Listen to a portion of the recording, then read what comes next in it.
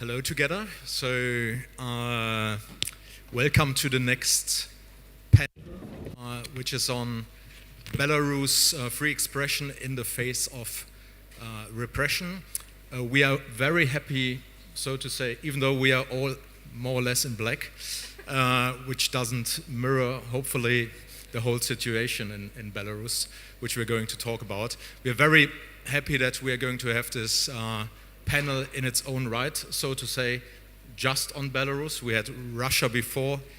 Belarus is always, of course, being dwarfed politically, culturally by Russia, not only because of Russia is so big in its history and culture and so dominant in Eastern Europe, but also because of our distorted, so to say, misconception or conception on Eastern Europe. That's a little bit as an introduction.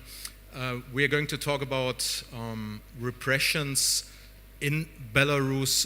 You all remember maybe the very impressive pictures from 2020 when hundreds of thousands of Belarusians took on the streets in Belarus, standing in for free and fair elections, against violence, for solidarity, for self-organization, for democratic rights. Unfortunately, the regime, the long-time regime of Lukashenka, cracked down on the protests very quickly, and this crackdown is actually it's going on until today. So even today, we have on average sometimes monthly between 250 still arrested Belarusians in total since 2021. More than 50,000 Belarusians have been persecuted. More than 5,000 criminal cases have been taken out against Belarusians. More than 1,500 NGOs have been liquidated in Belarus. They had to leave the country as media companies, independent media, journalists, they had to flee the country. Independent journalism is practically, it's not possible anymore in Belarus. And so because of the repressions, hundreds of thousands of Belarusians had to leave the country. They now live in, they had to go into exile, a topic we are talking about during this panel. They're now living in Georgia, in Lithuania, in Poland. Not many, but some in Germany as well. So that's our topic, and these repressions, of course, they target not only the ordinary Belarusian, but also literature, culture, art, music. The cultural sphere played a huge role during those protests, not only during the protests, but also during the whole time of the Lukashenko regime, maintaining and sometimes even widening the spaces, the free spaces of culture. I'm a little bit cautious about using the word free, of course, but there were some freer spaces until 2020 for literature, culture and art, and which is not possible anymore. So this as a little introduction.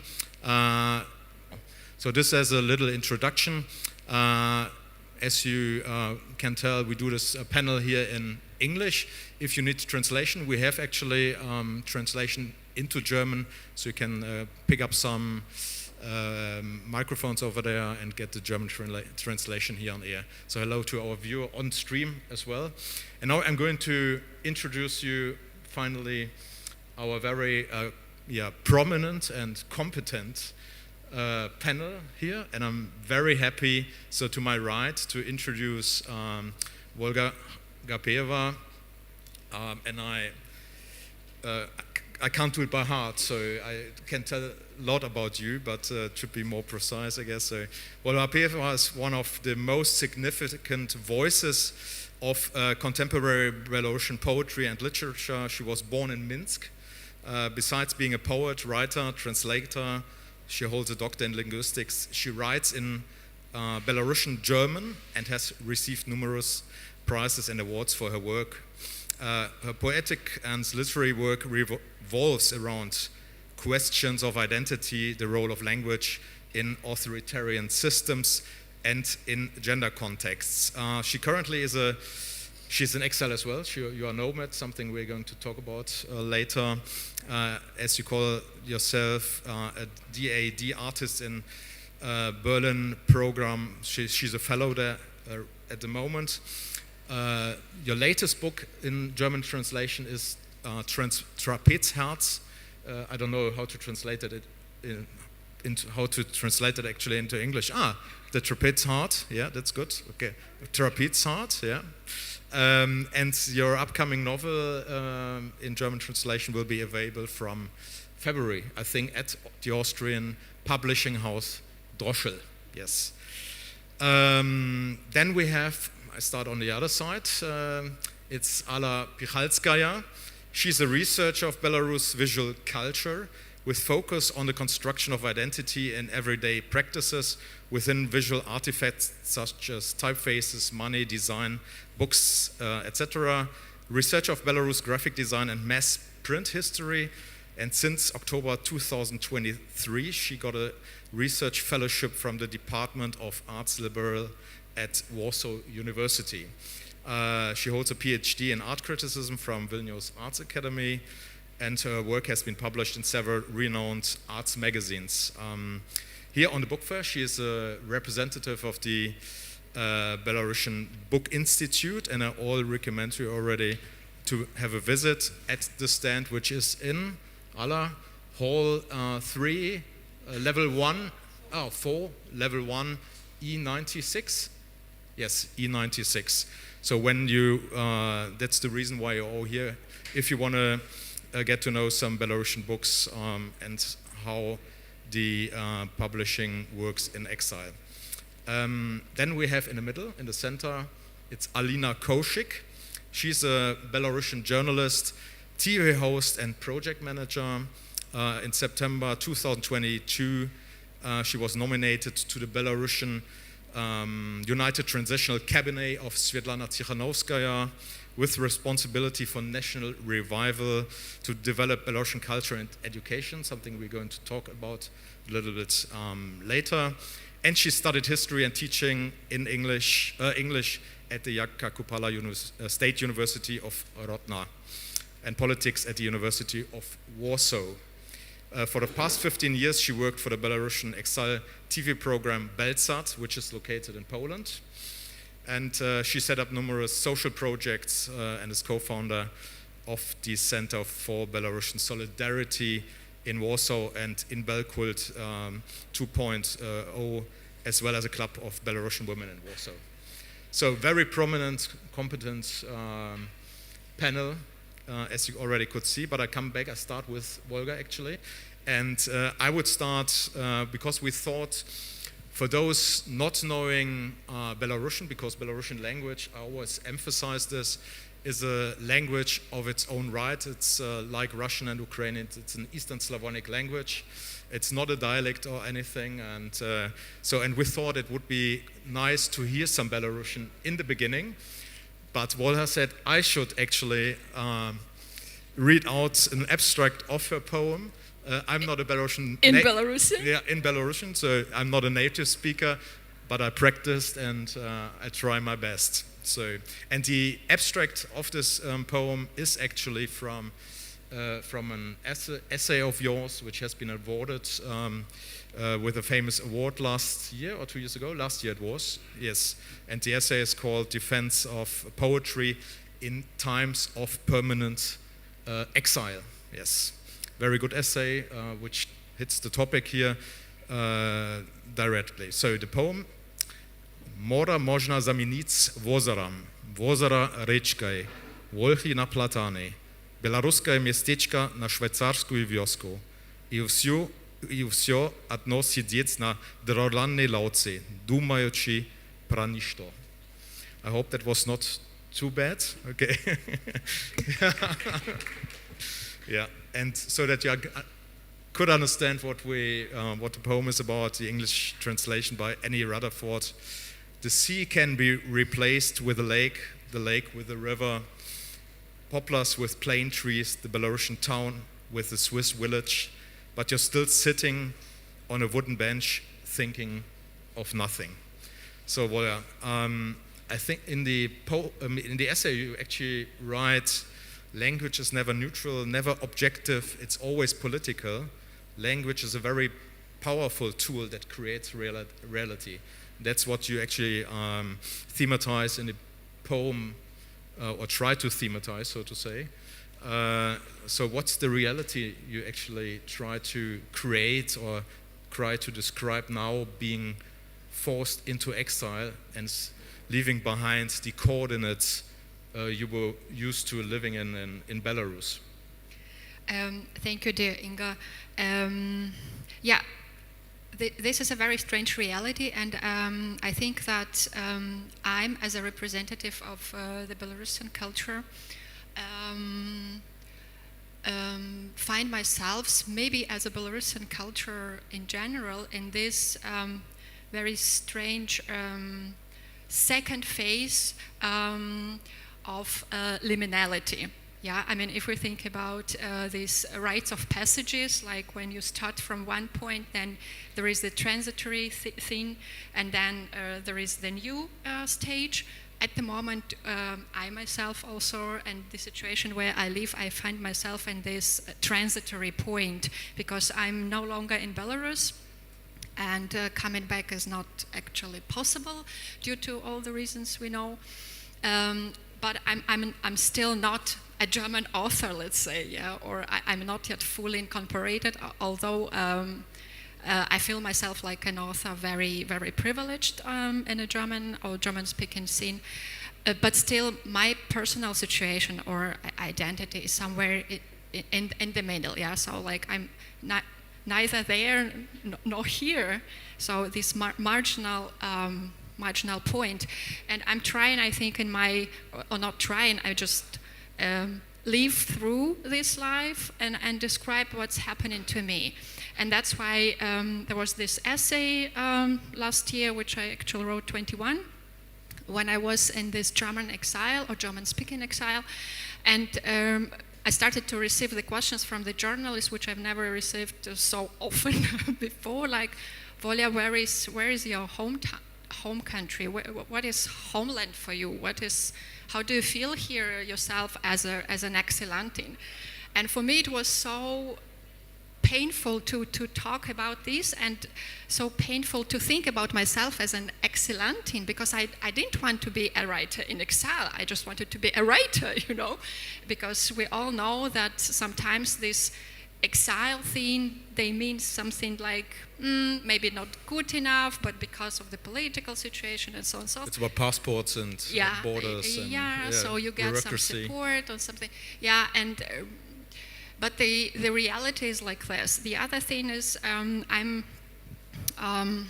wasn't ready to call myself an exilant language reason, because from my point of view, these words are created from how it defines us as people.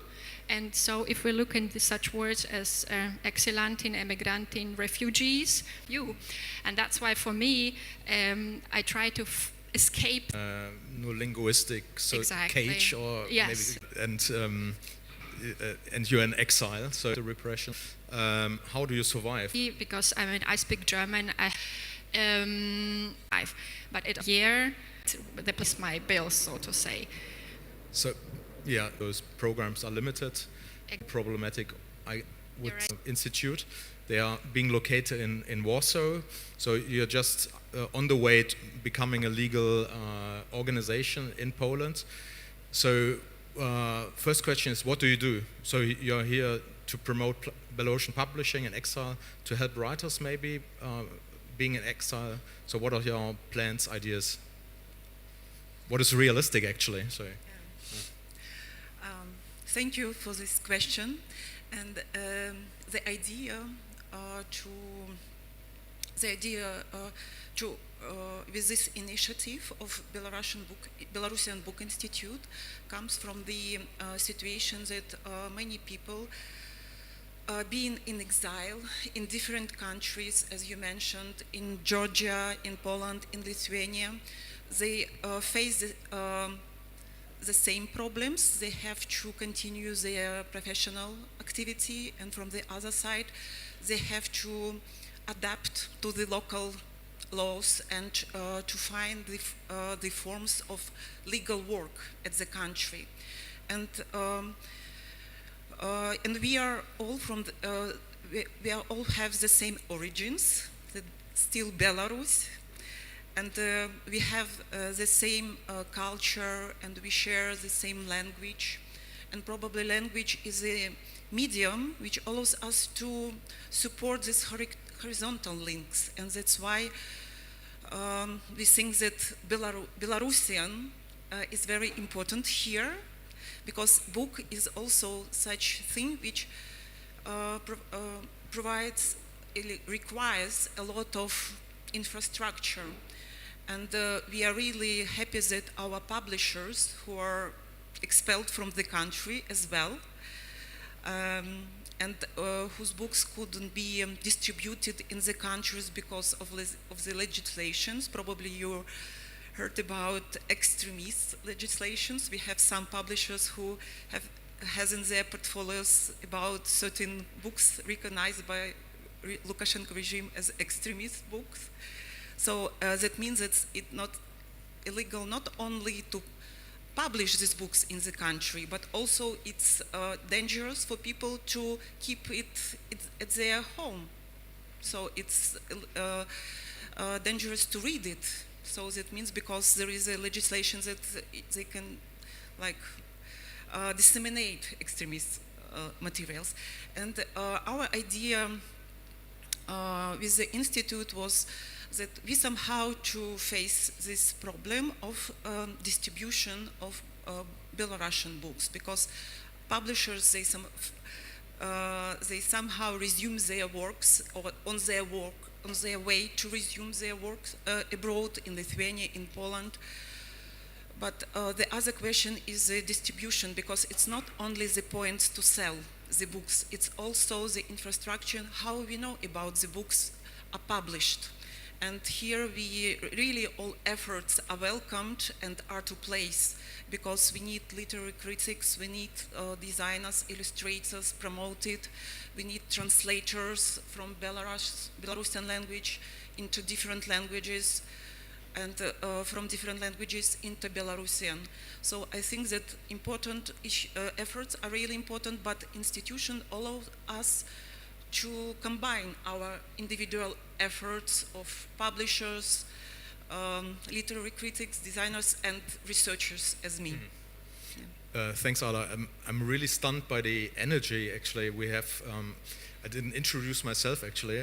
It's not that important, but you can read it here on the screen. So I'm Ingo Petz, I'm a German journalist, and I'm the project, I had the project, the Belarus project, at the German media project, decoder.org. So if you want to get informed on Russia, on Belarus, that's what we do at Decoder. And yesterday we published a story on Andrei Yanushkevich, who's a famous, so to say, Belarusian independent publisher. He got expelled. His publishing house had been declared extremist, and the books he published have been declared extremists. For example, from Belarusian writer Algiat Bakharevich brought one of his extremist books, actually, and fortunately it could be published in German at the Berlin publishing house, Edition Fototapeter, so the last book of Mr. A. The other book is Dogs of Europe. So I'm really stunned by the energy of Andrei Yanushkevich, because you can't imagine how much energy it takes to go all through this, because he has been jailed as well, he has been fined, then he had to leave the country, set up his own business, and now again he starts publishing books already in Poland, and that's the same with other publishers as well. So where does this energy comes from, actually, when you're already exhausted? You're not exhausted, okay, yeah. Yes, we are full of energy, and of course, Andrei Yanushkevich is really active in publishing books, but also the problem he faces, as well as other publishers, that people who are in Poland, they have to learn or integrate into Polish society, and that means that their extra efforts to support their Belarusian identity and to buy Belarusian books.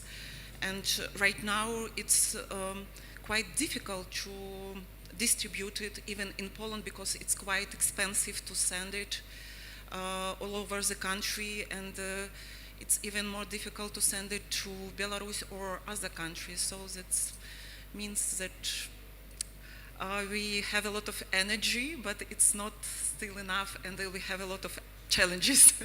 Yes, and the energy is not endless, of course, and so we all hope for more, so to cautiously said, some more constructive dynamics in the area of Eastern Europe. Alina, the bridge to you. Repressions were always there under the regime of Lukashenko. So before 2020, I said that in the introduction, publishing houses, independent publishing houses, they already had been targeted, like the publishing house of Loginau, which is now being based in Lithuania, in Vilnius. But still there were niches of freedom, so to say. So the regime somehow tolerated the Belarusian independent literature, arts and culture. So what's the reason why the regime now is so so harsh, so repressive on Belarusian culture, literature and the publishing houses since 2020? Thank you for this question, dear friends.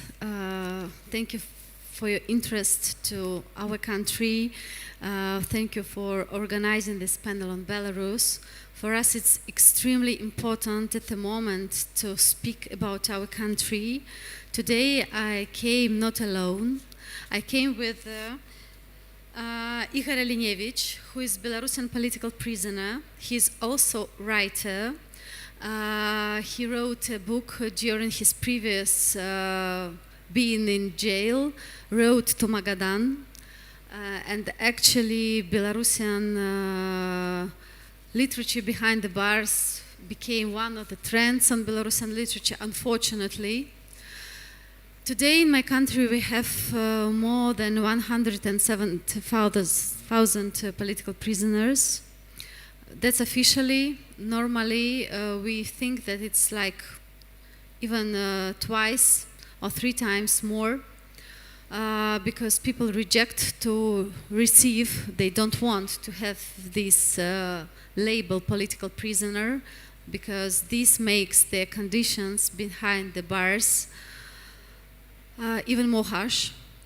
And if we are talking about people who are dealing somehow with culture, this is like one of the main groups which is imprisoned at the moment in Belarus. Why authorities, why regime is so harsh with culture? What we Belarusians showed in 2020, that we want to live in free, independent and democratic country, that we made our choice. We want to change the country.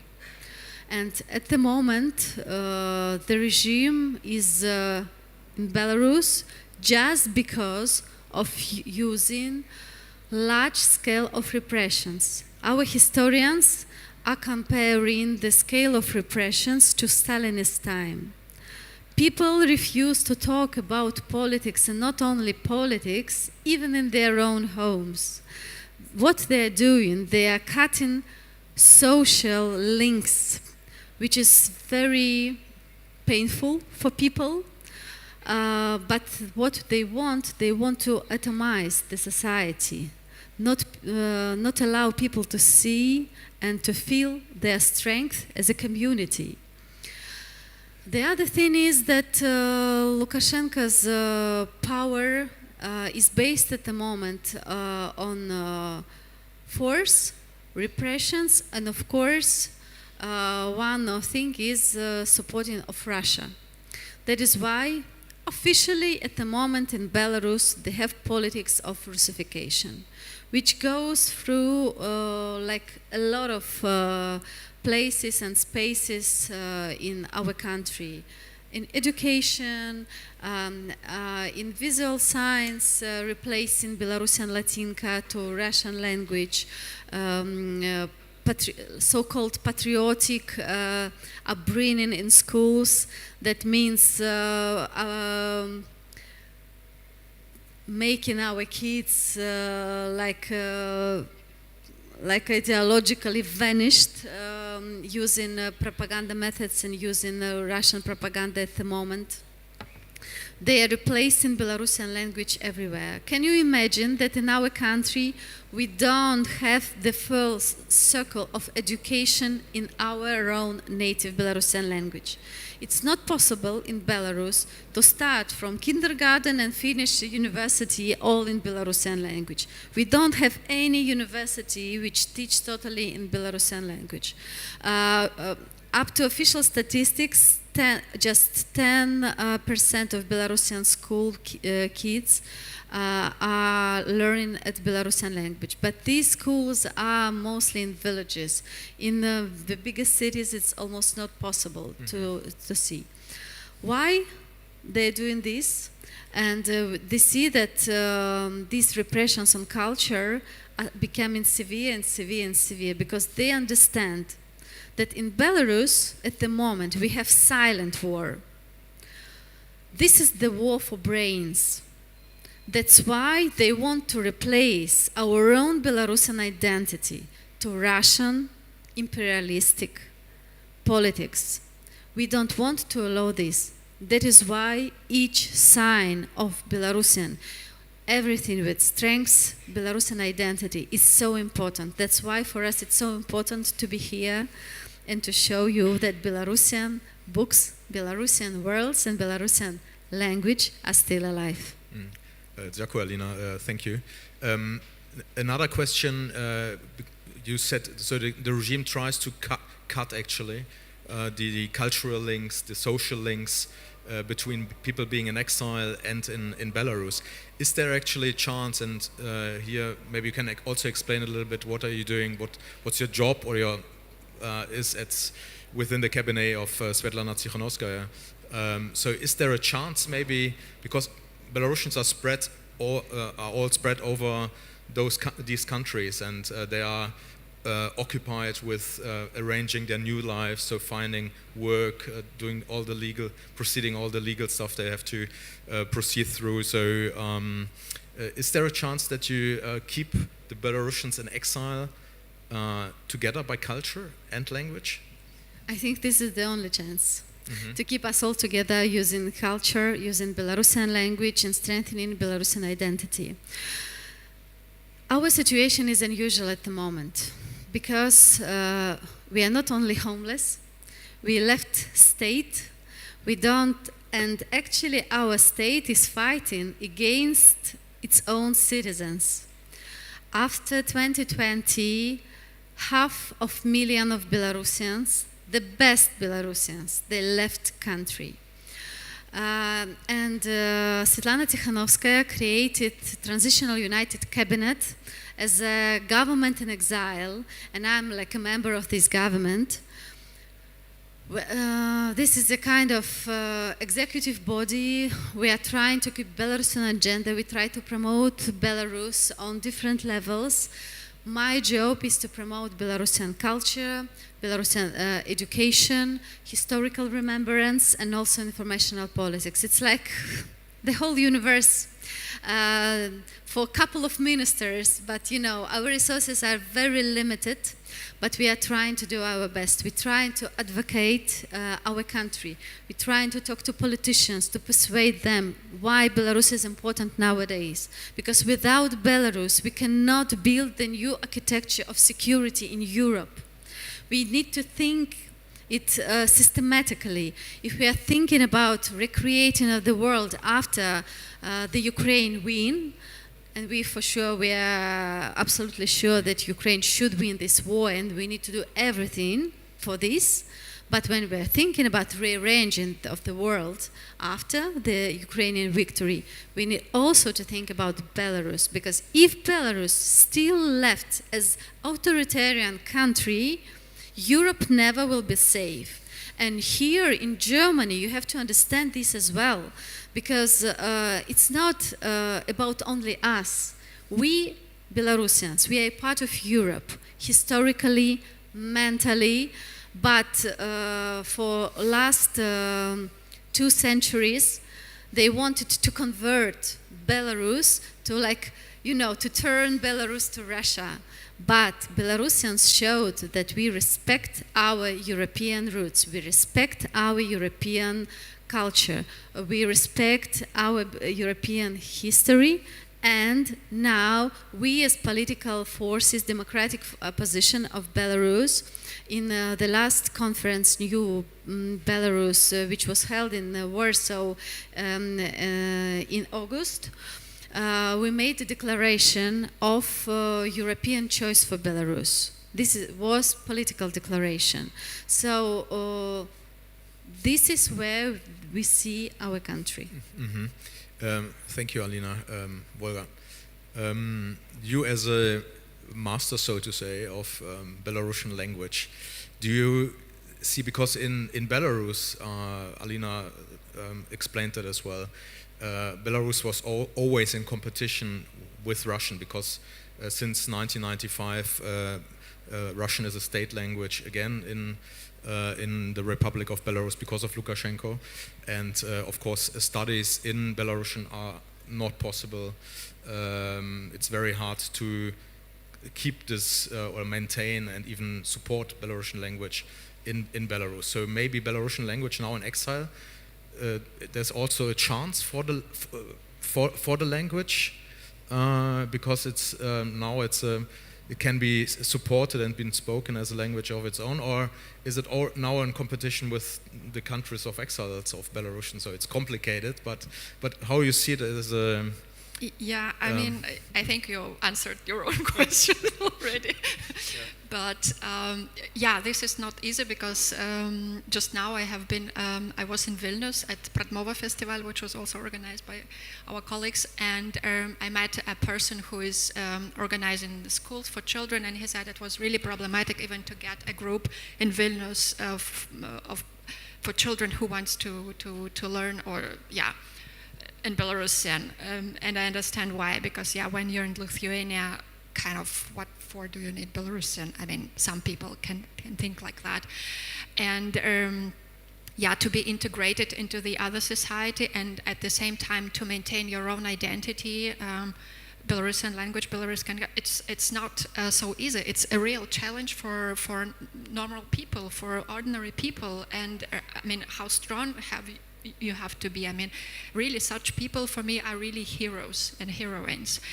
Yeah, the other thing is like how the language, I mean, what are the changes which the language undergoes, or in general what happens. I think that now I try to see also, I mean, nothing is black and white, yeah? I mean, we always have these grades of shades and colors manchmal. The thing is, maybe the good thing which we can see from this terrible situation is that Belarusian authors are now more or less visible due to this political situation, and sadly enough it happens very often in literature market, I mean, because publishing houses, I mean big publishing houses, mostly interested in the books which they can sell, and in order to sell them you need some story to sell. If it's a political story, great. If it's poetry, and if it's not about presidents and if it's about spiders and I don't know, ducks and empathy, maybe it's not so easy. So that's why the other problem mentioned here is we don't have really many translators from the Belarusian into other languages. Yeah, so like in German, you can count them, maybe one hand, maybe second. 4, 5, 6. Yeah, yeah. Exactly. Who work professionally, and Belarusian literature is quite a big literature. You have to understand, we're 10 million people. I mean, it's not 1 million or 2 million like some Baltic states. And still such a small amount of people who speak Belarusian languages and can translate, and that's the problem for the publishing houses as well. Yes, I mean, how to do that? The other thing is that also, for example, what I as an author, writer can do, and what I do. Sure, half of my readings when I speak with the German audience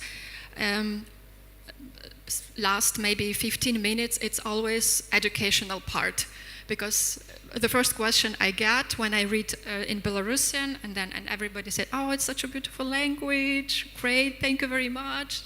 Then I say some words about it, and then the question is, "Oh, so Belarusian, it's not Russian, right?" Yes, and it's not dialect, and yes. And then I'll say also about a couple of words about the history, and it's like, wie gesagt, how I have already said, it's like half of my readings is also educational part. And now what I'm trying to do also ab und zu, from time to time, is to make this little, how to say this, parachutist. Yeah, partisan parachutist yeah. Strategy. For example, my next novel will be in German, and I decided to keep the Belarusian word in the title, which is samota. In German, that would be Einsamkeit. But I decided, let the German learn one Belarusian word. And so it will be like a little reminder also that, or also, how to say, enrichment of a German language as well. That's very true. That's what if I may add to your question.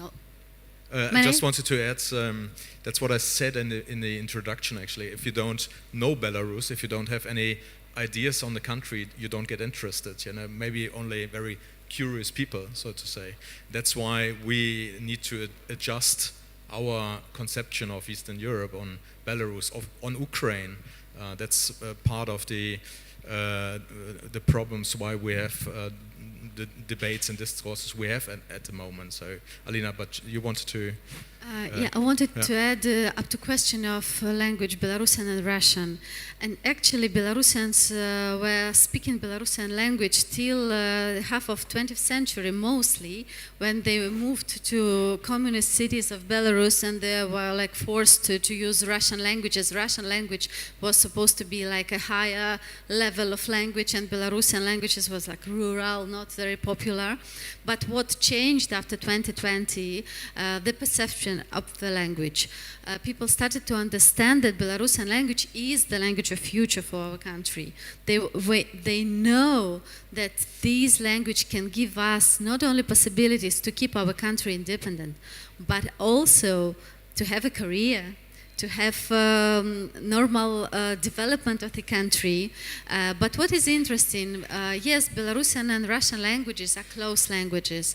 And even if people don't speak Belarusian in their daily life, they do understand. So that won't be a difficult task, you know, slightly to move and to use politics of Russification.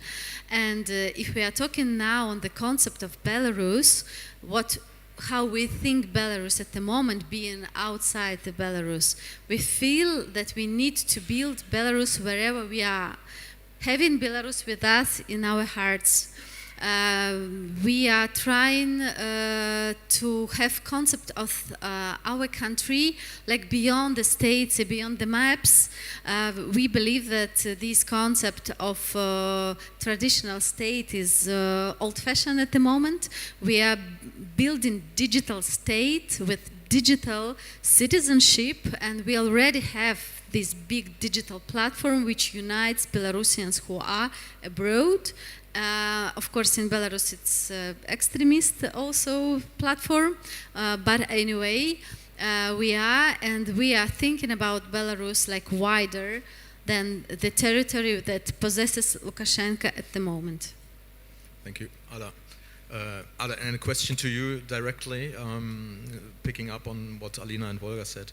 So what can the international community do, the European community, to support more independent publishing from Belarus, Belarusian literature, especially authors? I need to say, and that's what I mentioned before, because I'm covering Belarus since 1994, so there are some positive developments, believe it or not, even in Germany. So because you have more and more panels like this, events, cultural events on Belarus. So cultural institutions in Germany already recognize Belarus as in its own right, so to say. So, but it's not enough, because there's a lot of it's complex with education, so we need to just learn a little bit more on Eastern Europe, on Belarus. So what can we do to support you? Yes, it's a difficult question, but of course important, because currently, as we mentioned before, all those who work in creative industries, they work from project to project. Yeah, that's usually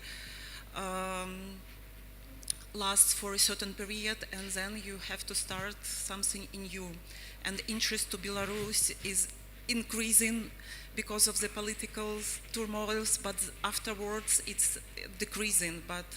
And that's why the main probably challenge is to deal with these waves of interest, and to develop Belarusian culture.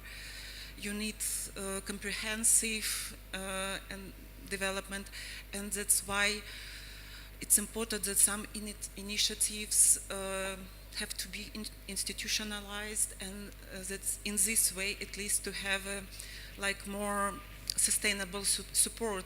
And I also would like to add, for example, to the opportunities we have, that Alina mentioned that we have Belarusian language not only based on Cyrillic alphabet, but also on Latin alphabet. And as the repression started not only in 2020, but people started to be expelled from the country since the beginning of 2000s. So we have a generation who got education in Polish, in Lithuania, in Germany, in other European countries, and they are much more familiar with Latin alphabet. And for younger generations, they're really more enthusiastic about developing Belarusian language based on Latin alphabet. For example, because the biggest part of their life, they live in the space with Latin alphabet. And as they are active enough, so I believe that this will have an opportunity to develop. And this is one of the examples of that, of course, repressions are really bad and harmful for Belarusian culture, but from the other side, we have this kind of opportunities. But the main question is, of course, is it somehow could be developed in a tendency, visible, and visible first of all to the Belarusian readers, consumers, and of course for European partners. We have 3 minutes left, maybe, and we still, yes, and at the end, no, we are going to listen, of course, to your poem, but maybe Alina, you keep it short. Yeah, I just want to add what else we can do for Belarus altogether. Dear colleagues, please take care, go to Belarusian stand here, talk to our publishers. We really need more translations of Belarusian books to German language. We are very open to create different cultural projects, bilateral projects, which are amazing. We have fantastic artists. Believe us, Belarusians are very creative, very talented. And also my dream is to create a network of Belarusian institutes, maybe Germany should be the first one where we will establish real Belarusian Institute, a place for Belarusian culture and a place where we can share Belarusian culture with you. So we don't want to be in a bubble, we want to share our experience, our fantastic culture with you. So if you are interested, please come to us after the talk, after the discussion, and we can share contacts. And thank you very much. Thank you, Alina. We also have representatives here of the publishing house Flaumbaum, which has been initiated by Svetlana Alexievich. So if you want to talk to them, you can find them also at the stand of the Belarusian Book Institute. So get interested in Belarus, read decoder.org maybe, so get basic information, not only basic, very complex information on Belarus as well. The topic is, as you could tell, very complicated, complex, but fascinating. Belarus is a fascinating, culturally, historically country. So get interested. Thank you for being here with us, sharing your views here. Apart from the repressions in Belarus, thanks for your energy and your engagement on Belarus. And I'm not having the thanks to the book fair, of course, for initiating this, what we think is a very important panel, as I said. And I'm not having the last words. The last word is having the Belarusian poetry and language. So, Olga, Kalilaska. Дякую. I will read it in 3 languages, so translators don't need to translate it. У некаторых людзей сэрцы знаходзіцца так высока, што даводзіцца браць лесвіцу, каб туды дабрацца. Некаторыя носяць сэрцы свае на рукаве, а іншыя дык зусім хаваюць у пятках. Здараецца, сэрца пераварочваецца ў целе, скочыць і абрываецца, нібы акрабат на трапецыі. Тады самы час выклікаць хуткую дапамогу, каб яго яшчэ можна было камусьці аддаць. English? Some people carry their hearts so high that you have to climb a ladder to reach them. Some people wear their hearts on their sleeve, while in others the heart sinks down to their shoes to hide. Sometimes it happens that the heart flips over in the body, skips and plunges like an acrobat from a trapeze. And then it's high time to call an ambulance so that the heart can still be given to somebody else. In German, English translation Annie Rutherford, German translation Matthias Göritz. Bei einigen Menschen hängen die Herzen so hoch, dass man die Treppe nehmen muss, um dorthin zu gelangen.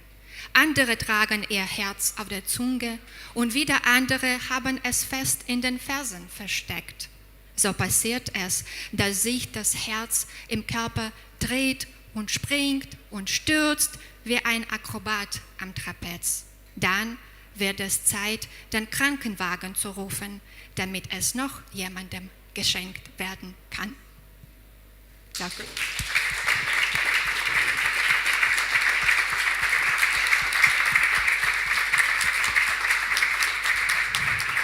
Remember that Belarus is a country of 2 Nobel laureates. One, Svetlana Alexievich, she won Nobel Prize for Literature, and Ales Bialyatsky, who won Peace Nobel Prize, but he's also an author, he's an activist. At the moment he is in jail.